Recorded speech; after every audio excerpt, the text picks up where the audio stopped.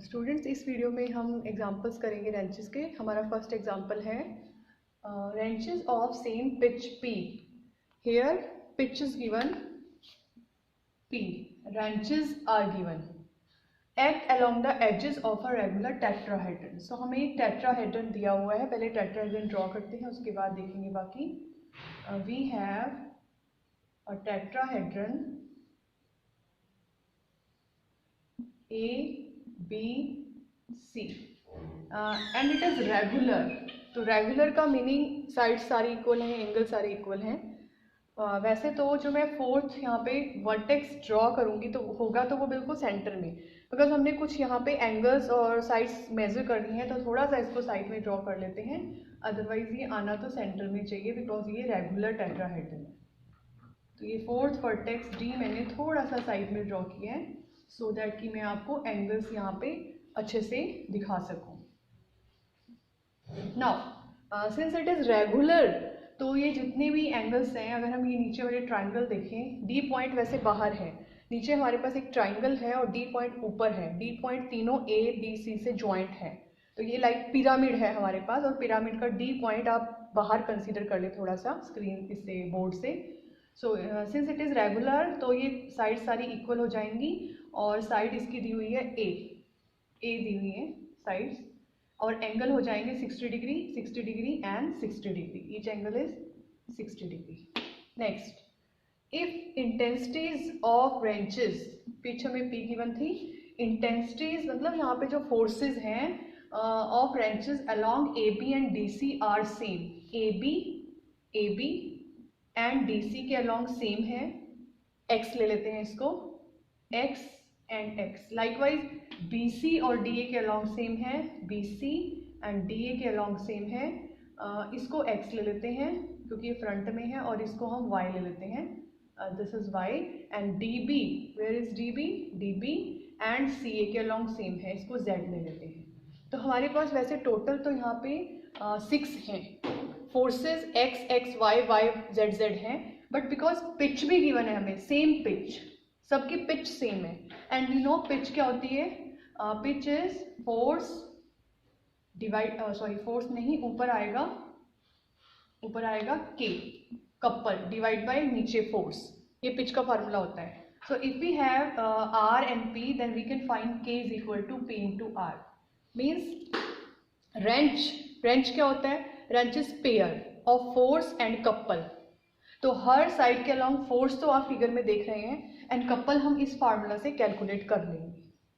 सो x के लिए couple हो जाएगा PX, because couple is P pitch into force. तो फोर्स अगर X है तो कपल हो जाएगा P into X. Here is P into X, here is P into Y, P into Y, P into Z, P into Z.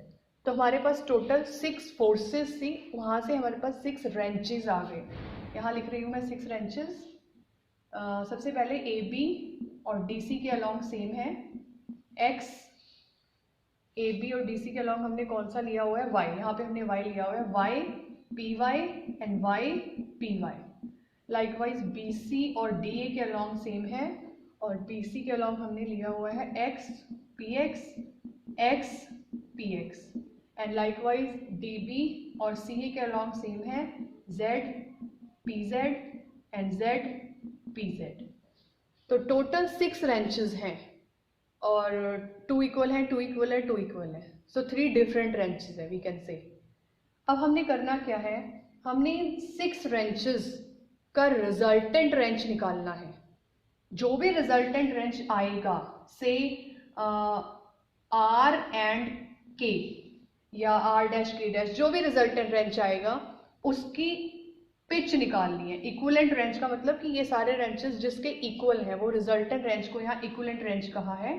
तो पहले तो हम वो इक्विवेलेंट रेंच निकालेंगे एंड देन उसकी पिच निकालेंगे, और पिच कैसे आ जाएगी, K बाय R से, दोनों को डिवाइड करेंगे तो रिजल्टेंट पिच आ जाएगी।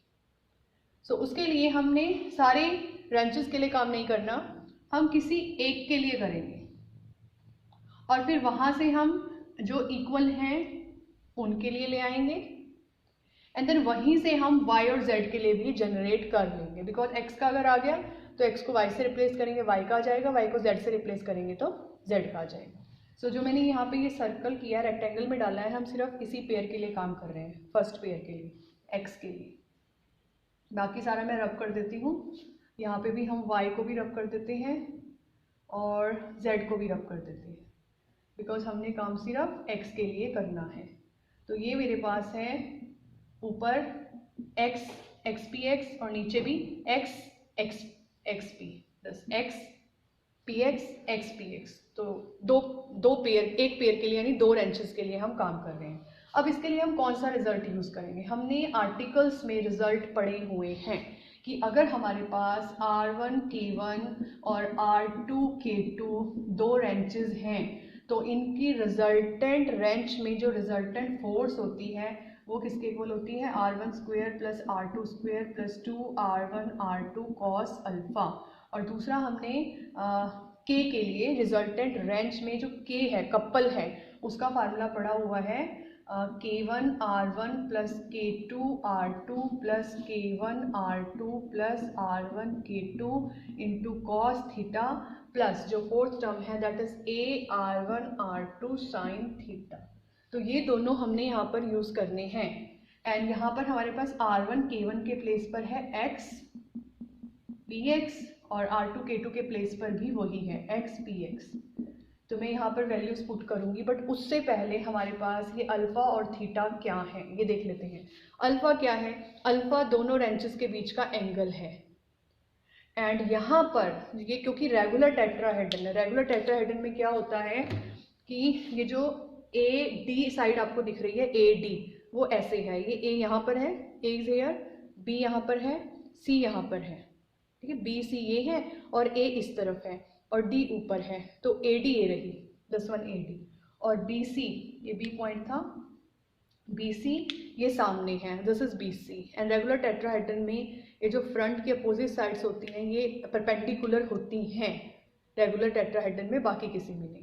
तो मेरे पास ए डी और बी सी बिल्कुल 90 डिग्री पर आएगी, यानी कि यहाँ पर मैं कह सकती हूँ ये जो एंगल है अल्फा, ये एंगल आपका 90 डिग्री पे, यहाँ पे दोनों को या तो अल्फा ले लेते हैं या थीटा, इसको थीटा ही ले लेते हैं, चलो यहाँ थीटा लिया तो ये भी थीटा ले लेते हैं। तो ये थीटा एंगल हमारा 90 डिग्री का है। ये रेगुलर टेट्राहेड्रन की प्रॉपर्टी होती है और कुछ नहीं। ये दोनों साइड्स दिख भी रही है, देखो दिख भी रही है, जब मैं इनको ऐसे लेकर जाऊंगी तो ये बिल्कुल 90 डिग्री पर दिख रही है। So theta is here 90 degree. अब मैं थीटा को अगर यहाँ पे 90 डिग्री पुट करूँ तो ये मेरे पास आर निकाल लेते हैं पहले कि आर क्या आएगा। अच्छा, ये जो हम आर निकाल रहे हैं ये सिर्फ फर्स्ट पेयर का निकाल रहे हैं, ओनली फर्स्ट पेयर का। इसके बाद सेकंड का और थर्ड का भी है, बट फर्स्ट का आएगा आपके पास अंडर रूट ऑफ R1 के प्लेस पर x, R2 के प्लेस पर भी x, प्लस cos 90 डिग्री तो 0 हो जाएगा, तो ये आपके पास r is equal to √2x आ जाएगा, दिस वन। एंड क्योंकि ये सिर्फ फर्स्ट पेयर का है तो मैं इसको R1 कर रही हूँ, निकालने के बाद R1 कर लेते हैं इसको। सो दिस इज अवर R1, यहाँ लिखेंगे फर्स्ट पेयर का रिजल्टेंट फोर्स है √2x। लाइकवाइज हम सेकंड का भी लिख सकते हैं, सेकंड का क्या आएगा √2y और थर्ड का आएगा √2z। ये आ गया हमारे पास। नाउ के आर का के निकालते हैं। के निकालने के लिए ये हमारा आ चुका है दिस वन। के निकालने के लिए मेरे पास थीटा तो है लेकिन अभी ए नहीं है। अब ए क्या है? ए दोनों पेयर का, ये जो ये वाला पेयर और ये वाला पेयर था, इनके बीच का डिस्टेंस है। तो डिस्टेंस कैसे निकालेंगे? डिस्टेंस मतलब शॉर्टेस्ट डिस्टेंस। तो शॉर्टेस्ट डिस्टेंस निकालने के लिए मुझे दोनों के बीच में परपेंडिकुलर ड्रॉ करना पड़ेगा। परपेंडिकुलर ड्रॉ करने के लिए हम इसका मिडल पॉइंट लेंगे। यहाँ पे ये जो मिडल पॉइंट है इसको हम कह देते हैं E, और यहाँ से मैं परपेंडिकुलर ड्रॉ कर रही हूँ, ये पॉइंट आ गया आपका F। तो ये दोनों के बीच में मैंने शॉर्टेस्ट डिस्टेंस ड्रॉ किया है। कौन से दोनों? एक तो AD ये वाला, और ये नीचे है BC, जो भी जिनके बीच में 90 डिग्री का एंगल था उनके बीच में मैंने ये शॉर्टेस्ट डिस्टेंस ड्रॉ किया है EF। क्योंकि शॉर्टेस्ट है उसको परपेंडिकुलर भी कहते हैं, तो यहाँ पे परपेंडिकुलर ही हमने ड्रॉ किया है। सो नाउ EF निकालने के लिए मैं AF को भी ज्वाइन कर रही हूँ। A को F से ज्वाइन करेंगे। AF को ज्वाइन करने से हमें एक ट्राइंगल दिख रही है। कौन सी है वो triangle? AEF, triangle AEF। F, A E F, ये ट्राइंगल हमें दिख रही है। अब इस ट्राइंगल में ये जो एंगल है, क्योंकि हमने परपेंडिकुलर डिस्टेंस यानी शॉर्टेस्ट डिस्टेंस ड्रॉ किया था ना, तो ये एंगल आपका 90 डिग्री का है। अगर ये 90 डिग्री है तो ये बेस हो गया, ये परपेंडिकुलर हो गया, और ए एफ आपका हाइपोटेन्यूज हो गया।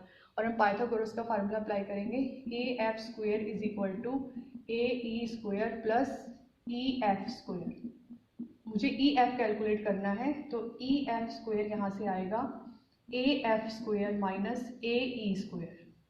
Now what is A E? E तो हमने कहा था ना मिडल पॉइंट है, तो अगर टोटल साइड, ये भी तो साइड ही है, ऊपर की साइड जो है, ऊपर जो हमने ऐसे ड्रॉ की, ये भी साइड ही है टेट्राहेड्रन की, तो ये टोटल साइड है ए, और ई मिडल पॉइंट था, तो ए ई हो गया ए बाई टू, ये तो हो गया आपका ए बाई टू।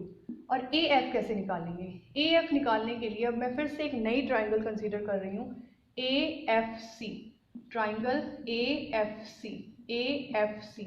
ये एंगल भी 90 डिग्री है। जब हम ए को एफ से ज्वाइन करेंगे, जो नीचे बेस ट्राइंगल है, जब हम बेस ट्राइंगल के किसी एक वर्टेक्स को मिडल पॉइंट से ज्वाइन करते हैं तो हमें 90 डिग्री का एंगल मिलता है, और वैसे भी दिख रहा है कि 90 डिग्री ही है।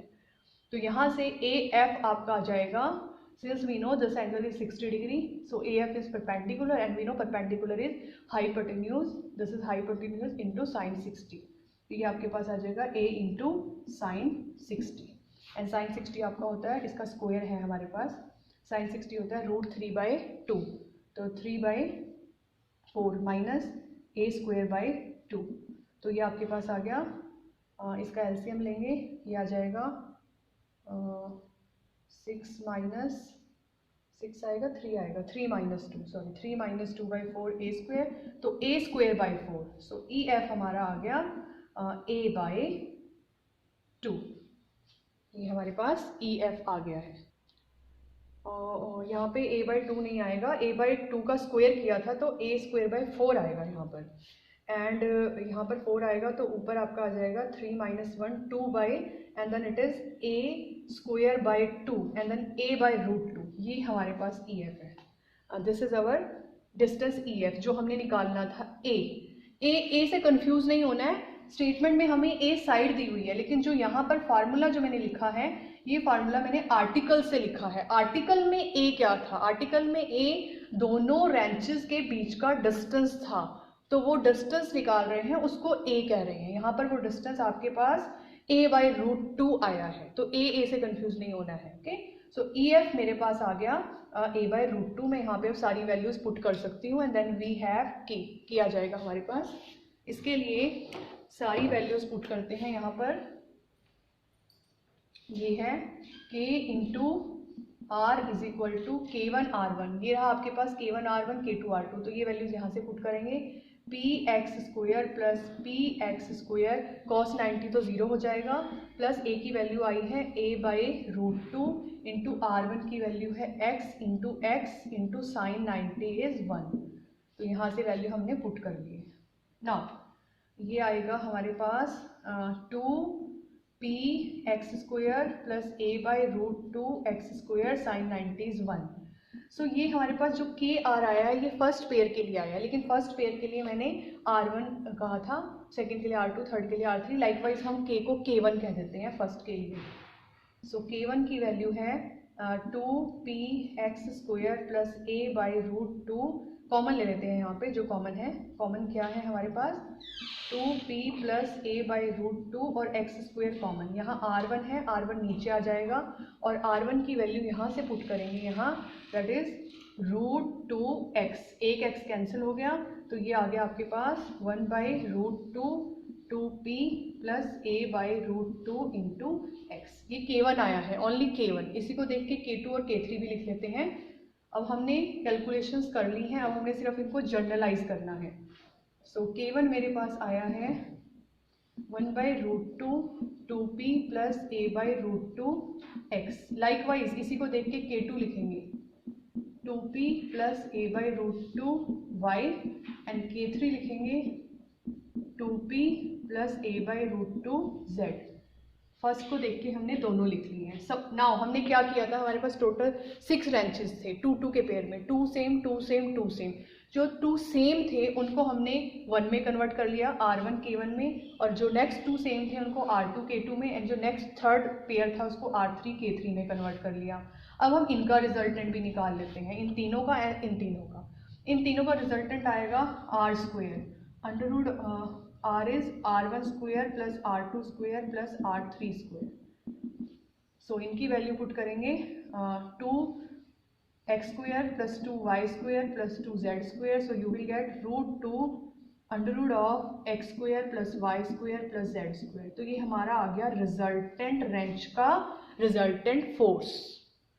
लाइकवाइज इन तीनों को भी करते हैं, इन तीनों का करेंगे तो आएगा k square is equal to k1 square plus k2 square plus k3 square.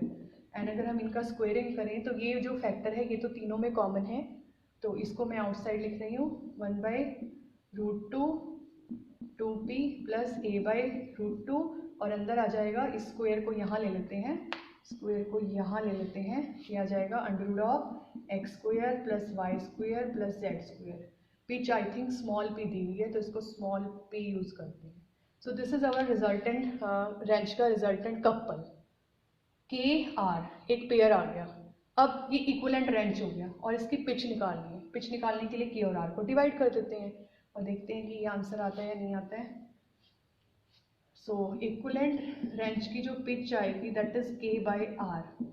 के बाय आर जब मैं करूँगी तो ये फैक्टर तो कॉमन ये है, कैंसिल हो रहा है, एंड दिस बाय दिस, तो ये आएगा 1/√2 2p plus a/√2 divided by √2। तो ये √2 आपका ऊपर चला जाएगा, √2 आपका ये आ जाएगा 2/1 है, तो ये √2 ऊपर जाके 1/√2 1/√2 1/2 हो जाएगा, 2p प्लस a/√2, एंड 2 को अंदर लेकर जाएंगे तो हमारा आंसर आ जाएगा 1/2 जो यहाँ पर है इसको हम अंदर मल्टीप्लाई करेंगे तो हमारा फाइनली आंसर आ जाएगा, यहाँ लिख देते हैं pitch is equal to p plus a divided by 2√2। तो this is pitch of equivalent wrench. हमने ज़्यादा रिजल्ट्स बहुत ज़्यादा नहीं कैलकुलेट किए हैं, हमने सिर्फ एक पेयर के लिए कैलकुलेट किए हैं एंड देन उसको जनरलाइज कर दिया है। Now next example,